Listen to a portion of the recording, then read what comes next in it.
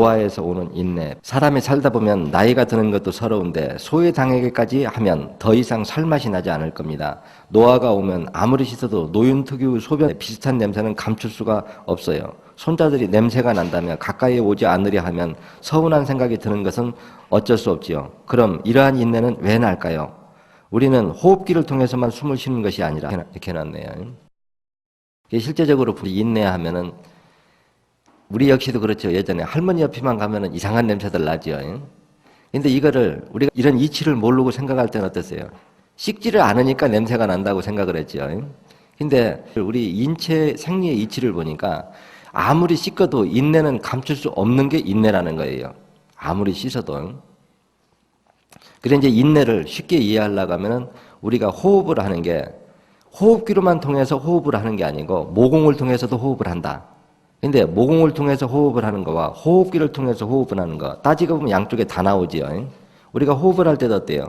혈액 속에 있는 질소가스가 폐를 통해서 내뱉을 때는 나오고 들어올 적에는 산소를 흡입하고 하지요.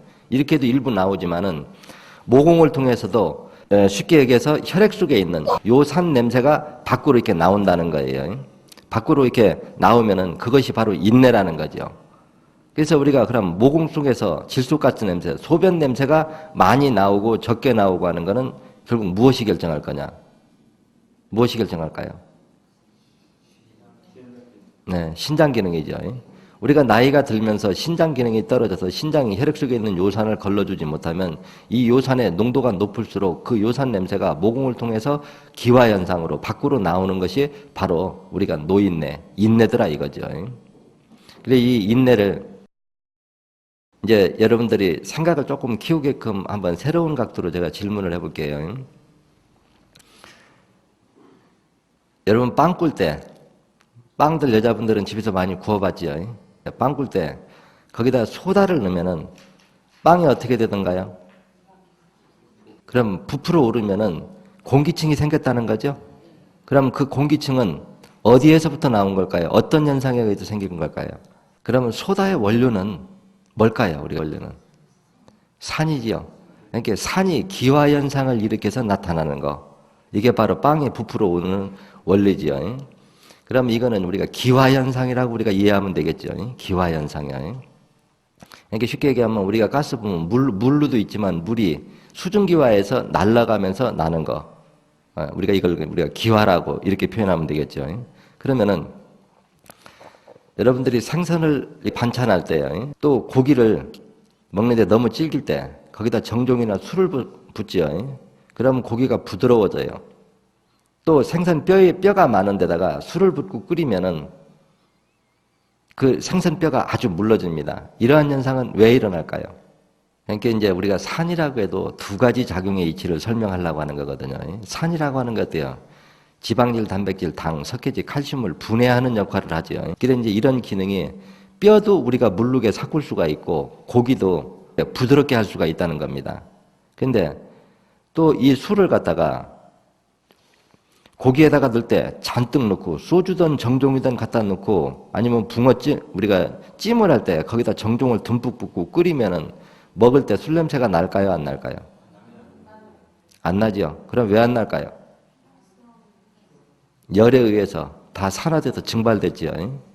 그러면 이것이 증발돼서 날아갈 때 날아간 거와 그대로 액체로 있을 때 차이점이 뭐냐? 기화와 그냥 물로 있는 상태의 차이는 그거밖에 없지요.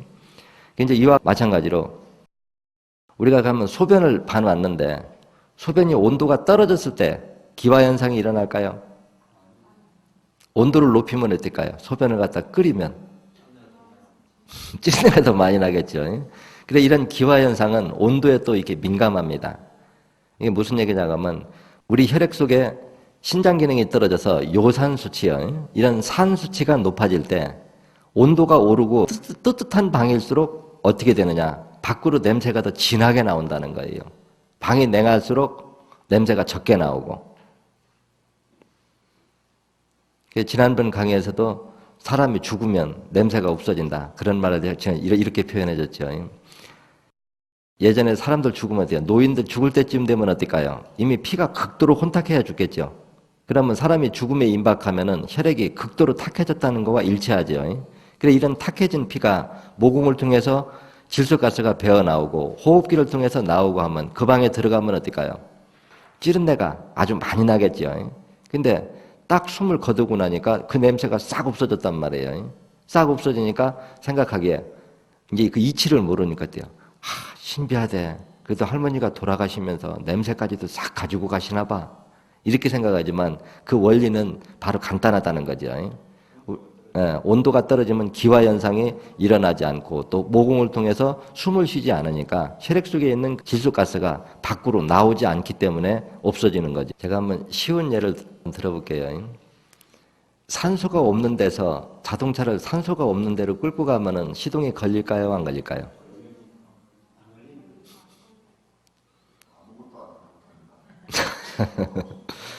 산소가 없는 데 가서 시동을 걸으면 시동이 걸릴 거냐 안 걸릴 거냐 하는 거죠. 안 걸립니다. 그러면 자동차가 시동이 걸려서 탄다고 하면 결국은 기름이 열을 내면서 발산을 하기 위해서는 산소가 필수적으로 필요하다는 거죠. 그러면 산소가 타기 전에는 어때요? 기름하고 타면은 뭘로 바뀌어요? 에너지로 바뀌고 그놈이 바깥으로 나가버리면 들어가는 흡입구와 자동차로 말하면 공기 들어가는 데와 뒤에 배출구에 마블화로 빠져나가는 데는 어때요? 완전히 바뀌죠. 그래 뒤로 나가는 쪽에 바로 우리 몸으로 보면 질소가스가 거기에서부터 나온다 이렇게 보면 되죠. 이제 우리 몸에 있는 이런 체세포도 에너지로서 우리가 승화를 시키고 열량을 낼 적에 산소가 없으면 그 작용이 일어나지 않아요. 그래서 제가 우리 몸에서 일어나는 거나 자동차나 모든 게 원리가 똑같다고 내가 설명을 해주지요. 그래서 이제 이렇게 타기 전 상태의 산소. 그래, 이게 타고 나서 뒤에 섞인 걸 바로 뭐라고 하냐. 현대학에다 활성산도라 한다. 이렇게 정의를 내려줬죠.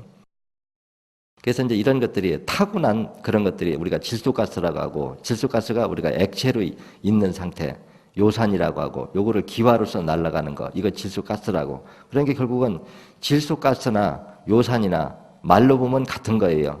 그래서 제가 빵을 꿀 때 거기다 이스트나 정종을 넣으면 부풀어 오르는 게 왜 이게 부풀어 오르냐 하는 거를 갖다가 질문을 이제 의도적으로 던진 게요. 그런 쪽을 좀 여러분들 생각해오라고 던져놓은 거거든요. 그래서 이제 인내. 사실 인내 치료하는 건 아무것도 아니에요. 그렇죠? 2, 3, 6, 8번 사열 딱 해주면 몸에서 나던 냄새는 간단하게 없어집니다. 8번 신간열에서 어혈만 나와주면은 그냥 없어지죠. 그 뭐 인내에 대해서요. 뭐 특별한 질문한 내용이 있어요?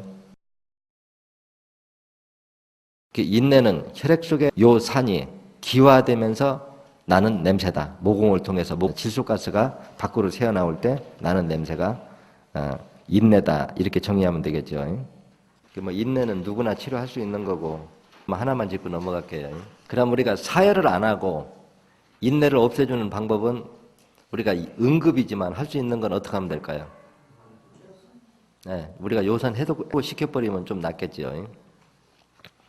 근데 그거는 이제 요산 해독제, 요거를 갖다 쓰면은 혈액 속에서 우리가 몸에서 노인내 나는 거를 상당히 완화시켜 줄 수 있다. 그러면 그것은 이제 정리는 되겠죠.